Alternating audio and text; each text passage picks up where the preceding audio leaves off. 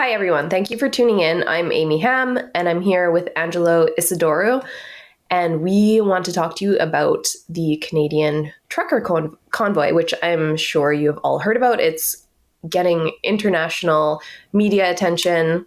This is kind of, it's one of those rare instances when Canada has the attention of the entire world. And I know, like, Angelo and I have talked about this, and I think he's feeling pretty optimistic about this attention. There are a lot of big names talking about this, tweeting about this, including Elon Musk, Jordan Peterson, Joe Rogan. And I don't know. For me, maybe I'm not that optimistic.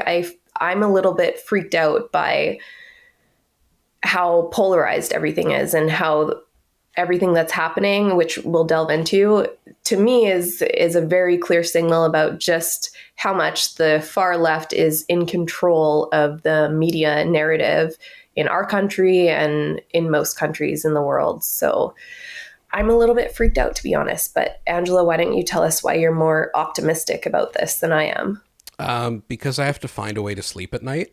And on top of that, I share your concern with the fact that the far left has really crept into so many institutions, especially media.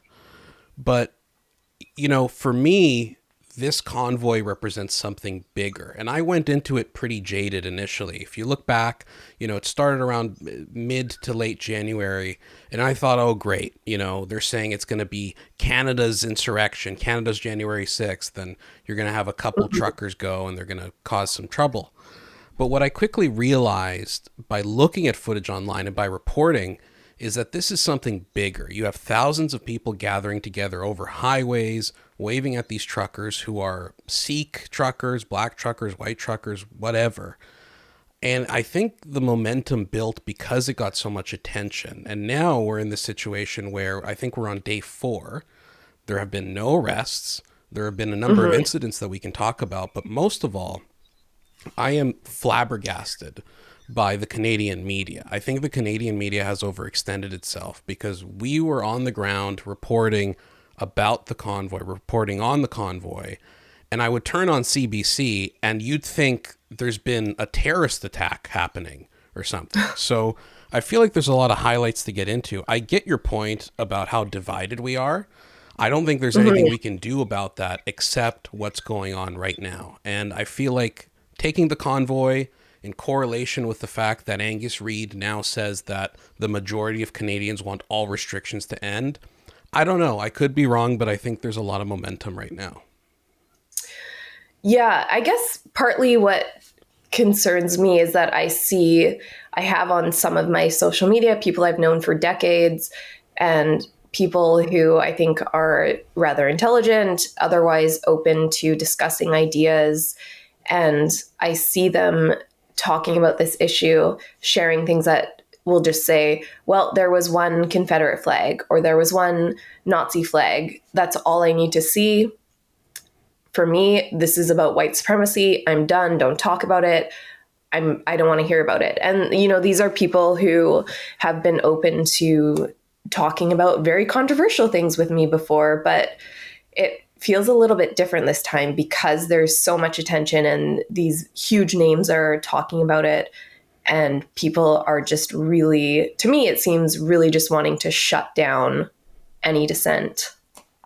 But why don't we get into some of the highlights of what's been going on? Do you want to Yeah, start sure. with I mean, you something? mentioned the Confederate flag, right? Like, let's just jump into it because Sure, yeah. I was reporting over the weekend. We had reporters there. I was basically dealing with the publishing for the site. We went through everything. Let's talk about the guy carrying the Confederate flag. You see that, and you're like, oh, great. Who's this idiot that's going to ruin an honest movement? We have video footage of this guy wearing 2 ski masks and sunglasses getting confronted by protesters saying, hey, who are you? Why are you here? And what does he do? Yeah. He turns around and takes off. I don't want to be Yeah. tinfoil hat guy, but we know the Lincoln Project has done things like this before. I'm not saying it's the Lincoln Project, but this is very, very suspect. And I think it's important to it's important to know that there are crazies. There's always going to be crazies in a group of thousands of people, as Pierre Poilievre has laid out. But I think there are bad actors in this situation. I mean, the guy with the Nazi flag, right? It's hard to even conceive that someone would even go out with that. But the Post Millennial, True North, Western Standard, Brett Wilson, collectively, I think we're all offering $10,000 to anyone who can identify this person, and no one can. They're without elusive. doxing, Without obviously without doxing, but of course, the yeah. point But is, that's not something that the left would, if they were trying to identify a quote unquote Nazi, they would, I'm sure, be happy to dox someone. So 100%. And that's not us, right? We're not talking about doxing, but we're talking about honest reporting. That when the media says there's a Confederate flag there and people are fine with it, but then we have video of people saying, hey, get out of here. You're not part of this. You're not with us. I feel like I see your point about people on social media being blind, but at the same time, I think there's so much evidence out there to the contrary that it gives me some level of hope. I hope so. Yeah. I mean, and I'm really curious to see what happens with this reward that's been offered. And I'm not behind the scenes. I don't know if tips are coming in or anything, but nothing. It certainly makes you wonder if it's just kind of bad players. And even the picture that I'm seeing with the Confederate flag is just someone in a pickup truck. It's not someone that actually has an actual eighth wheel. I'm not a trucker, so I don't know what the lingo is, but it's just like a regular citizen's truck. And it's a single picture, and it's just been shared so many times, and it's so closely associated with this movement now that it's disheartening to see so many people dismiss this entire movement because of a single photo. Well, I think nuance is just so lost in our current times of like divisiveness. Like nuance is the enemy of divisiveness, because I posted this picture of a flag that someone was flying at the protest that was the Every Child Matters flag, the Indigenous flag. And I said, look, we're talking about flags. Here's a flag. And someone replies in the comments and says, well, here's another flag. And they show the guy with the Nazi flag. And I said, okay, so does my Every Child Matters flag cancel out your Nazi flag? Like what are you trying to prove, right? Like leftists have been so vitriolic about this issue. Have you noticed that? Oh yeah, absolutely. Which they are about everything. And it's funny, like I just started Ben Shapiro's book, The Authoritarian Moment, today. And he was talking about this old study that was showing that people who are on the far right are far more likely to have authoritarian tendencies than people on the far left. But then when researchers went and looked at the questions that were asked, the ones that were asked to the people on the left were worded so differently that it destroyed the results. So when the questions were reworded identically to the ones for the people who are right wing, they showed that it's a universal trait that humans are susceptible to becoming authoritarian. It's no different on the far left than it is from the crazy far right. But then I think a lot of the far left has been harboring under this false idea that they're morally superior, they're not authoritarian. Meanwhile, they've slowly become extremely authoritarian, and they are in charge now of all of our institutions, from universities, the media, health authorities, everything. So I think it's now we're at a point in our culture where it's just so incredibly obvious to a lot of people, but there still are, I don't know, there are still a lot of people who haven't kind of woken up to this. I think there is a historical reality of mob mentalities. Like looking at this situation, I think fairly objectively, given that personally I'm vaccinated. Are you vaccinated? I am, yeah. And I mean, like, I'm a nurse, so I wouldn't be able to work if I wasn't. And I'm not anti-vaccine at all. I'm anti-mandate, but I'm totally fine with vaccines. And I think that's the important point. Like, to me, as someone who's like vaccinated, it's very shocking to see the rhetoric around what should we do with those dirty, unvaccinated people, right? Should we tax Yeah. them? Should we, which thankfully the tax has been scrapped now. What do we do with these lepers of society? And it's really disturbing from a historical perspective to see that happening. And it's disturbing to see it happen to people who we hailed as heroes last year, whether it's nurses or whether it's these truckers. Like, these people put food on your table. What job is more isolating than a trucker, for God's sakes? Yeah. And Yeah. it's bizarre to me. So, I mean, they're called the fringe minority, right? We can show a clip of Trudeau saying that this is a fringe minority. The small fringe minority of people who are on their way to Ottawa or who are holding unacceptable views that they're expressing. But like I said before with the poll, we now know that a majority of Canadians want restrictions to be lifted. So, not everyone has woken up yet, but I think it's beginning to change. I don't know if you feel the same way. By the end of our chat, I might be more optimistic. I might be optimistic like you are. So we'll see. Something else to talk about was something that surprised me with this convoy, which is the presence of Indigenous Canadians. Like, we reported on a group of elders who had a drum circle going, and we interviewed them, and they came all the way from Manitoba, Sudbury, Ontario, and they support the movement. There's also a woman that we got footage of blessing the convoy. Her name was, she was a clan mother Noreen of Yellowknife, who blessed the convoy, right? Blessed this convoy of fringe minority Confederate soldiers who came to overthrow the government. So this is what's really crazy to me, is just the dissonance in the narrative. And I think the way we overcome that is just through discourse, through social media, through posting our content, through fighting for the truth. Yeah, and I've also shared and really loved to see these photos of, I think there was like a black man holding a picture, or holding a sign rather, that said, "Trudeau says I'm a racist." And then there were a couple of Sikh men who are truckers holding signs that said, "I'm not a terrorist, Trudeau is the terrorist." And I would hope that people who see these photos of the Nazi flag and Confederate flag are also seeing this and seeing this Aboriginal drum circle, because it's absolutely untrue that this is some kind of a white supremacist movement. That is just an absolutely ridiculous accusation. And I tweeted about this. I was like, it's absolutely incredible to me that there are these two parallel realities right now. And one of them is so obviously just false and untrue. And it's the kind of progressive narrative.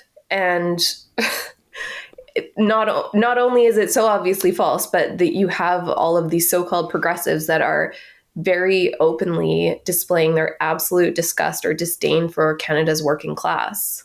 And then, to take it even further, a lot of the people who are doing this are kind of like this highly educated elite group of people who don't even, I would consider working class themselves, because they're working in the arts. They're not well paid, and they just think that they're morally and intellectually superior to Canada's working class. And I think it's absolutely pathetic. Yeah, it's sort of the decadent class, right? I mean, in terms of their mentality. But I get your point about how our perception of reality has changed. Like, I hear a lot of older people talk about how, in the 70s and 80s, there was a time where you can have a liberal friend, or a conservative could, hang out with a liberal, and they can disagree on policy, but effectively they agree on the most fundamental truths of that society. Whereas now, I feel like we can't even have this debate, because I'm saying the sky is blue and CBC is saying, no, it's not. It's not blue. It's red. Yeah.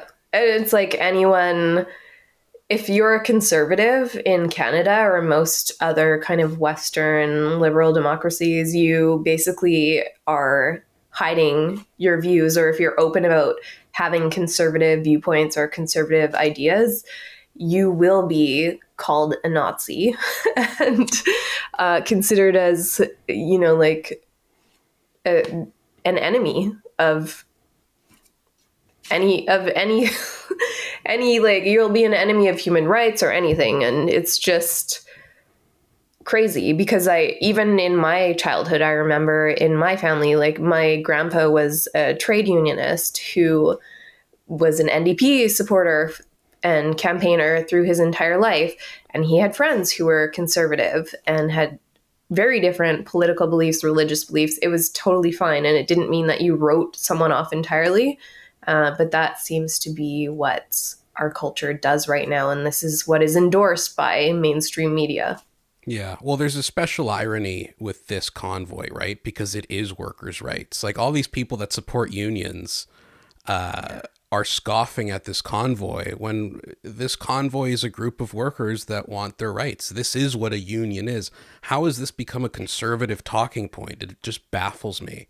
But I think, what I get the most enjoyment out of is not only the fact that, like, these truckers feel vindicated, it's just, again, and this is going to sound so petty, but just looking at, like, legacy media pundits react to this.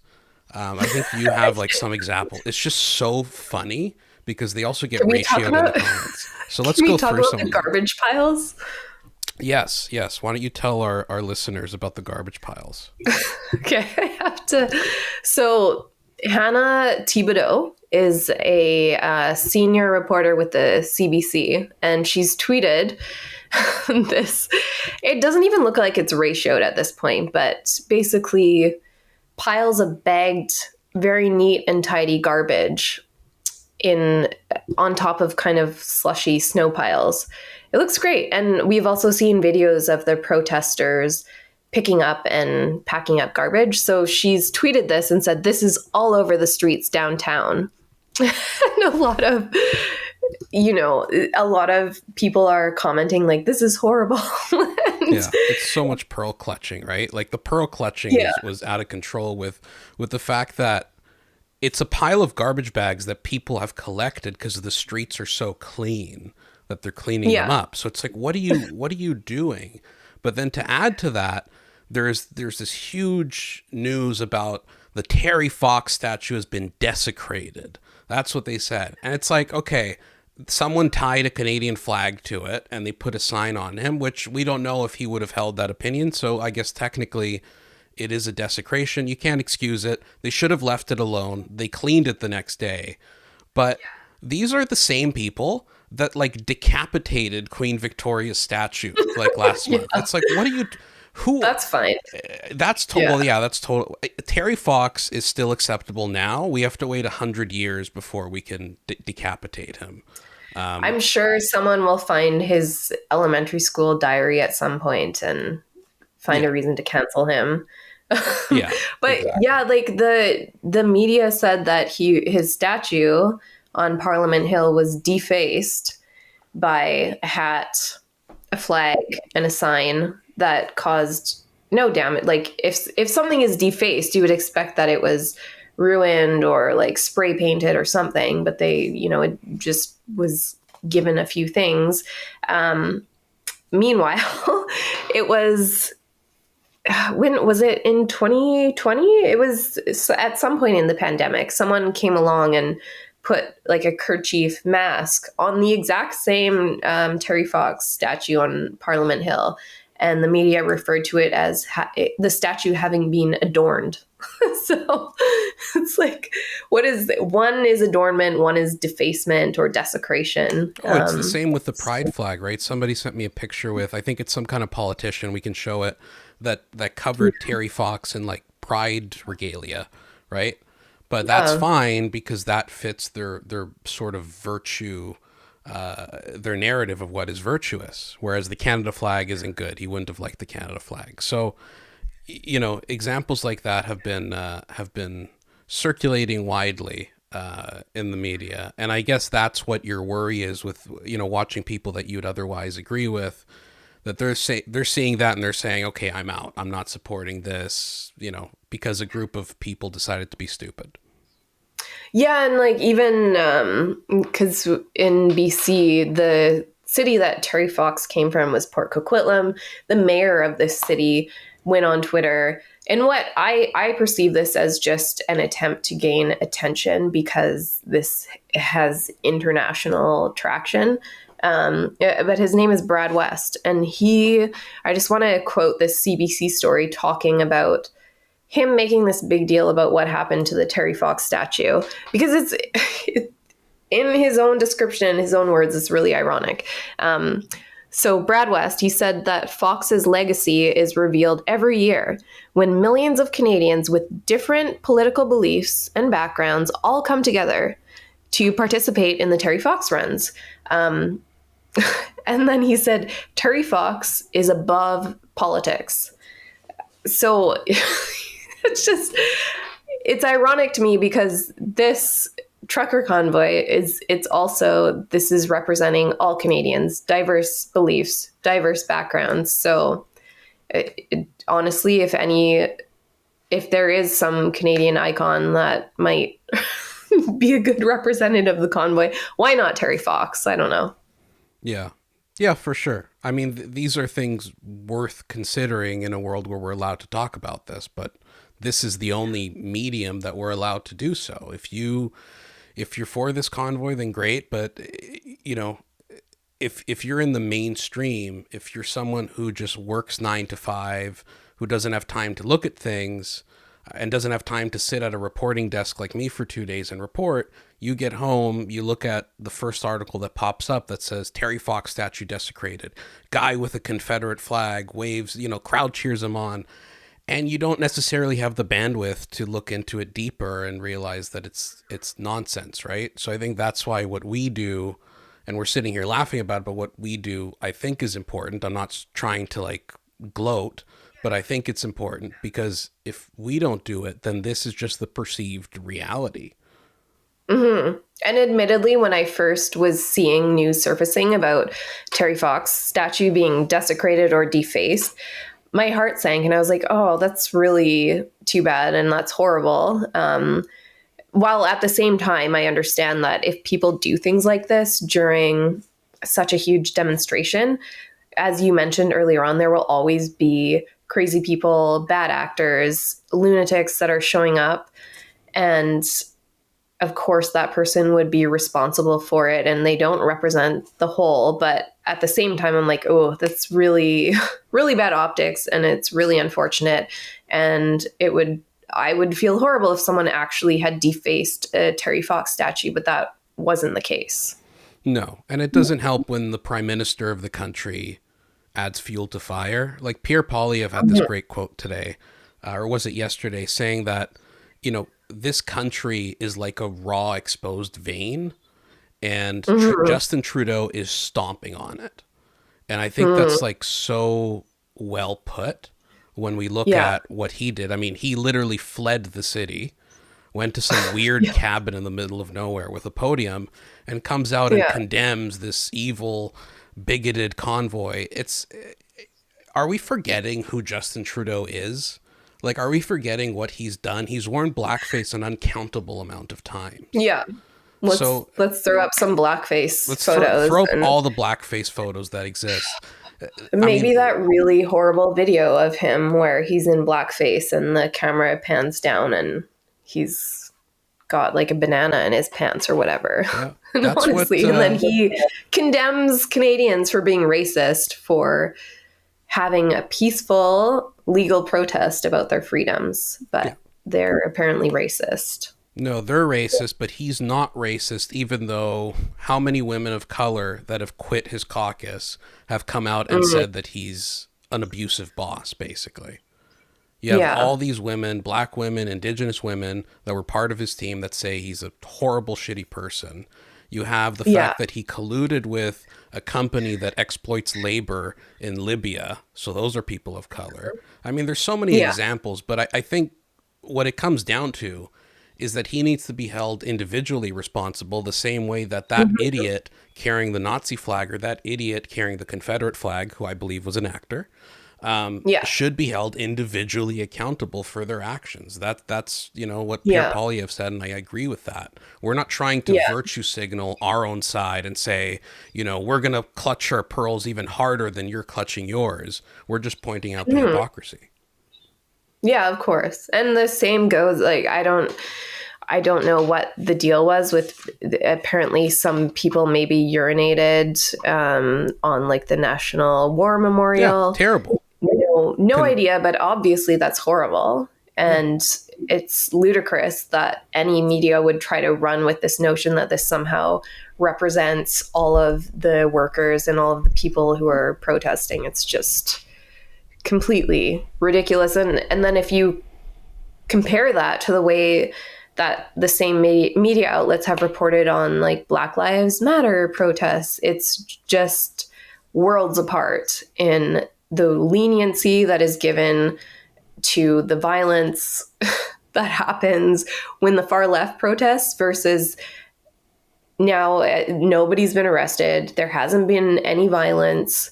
And yet we are seeing things like the Globe and Mail publishing this ridiculous story that their headline was calling the Ottawa protests peaceful, plays down non-violent dangers, critics say. Non-violent dangers. Yeah. Yeah. Because this is what happens when you have a legacy media that is so disappointed there's not a civil war. Like they wanted it to be violent so badly that now they have to be like, how can we come up with some new ideas about, maybe they were violent metaphysically or something, right? Yeah. Yeah. And as the convoy was approaching Ottawa, I think I tweeted to him, like, I'm really curious to see where mainstream media is going to go. Are they going to say, hey, there were only 3 truckers here, it was nothing, it meant nothing? Or are they going to say it was violent, this is the Canadian version of January 6th? And it's seems like they've almost done a combination of that. Yeah. Well, they'll take what they can get, but I'm nonetheless optimistic because I've seen at least a revolt against the mainstream media. I'll end my segment here with Grant put up a picture of the guy holding a sign that says CBC sucks behind the CBC anchor when he's out there. And that's just how I feel about things. So yeah, it's really atrocious. Also the CBC did this article. It's illogical for the truck convoy to claim freedoms are threatened by vaccine mandates. So I don't know. Did they find one expert to say that? That's what they always do, by the way. This is something people don't know if you're listening. That what a lot of these outlets do is they say something stupid, but they attribute it to an expert they found. And then they go, they already know the point they want to make.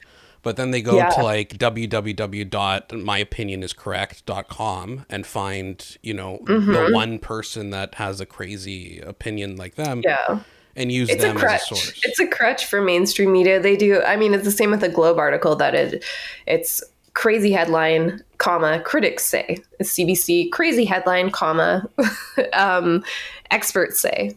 Yeah. And you can find an expert or a critic to say any crazy thing you want. That's very easy to do.